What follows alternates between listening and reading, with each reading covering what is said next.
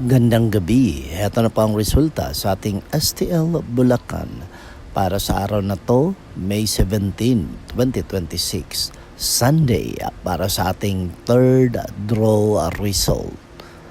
Ilabas nyo na mga STL tickets nyo at ito na ang resulta sa ating third draw. At para naman po sa ating STL Bulacan third draw result, ang resulta ngayong gabi ay ang numerong ito.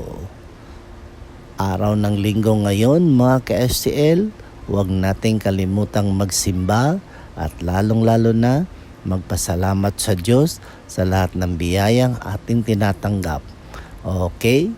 Mag-ingat kayo palagi. Don't forget to subscribe.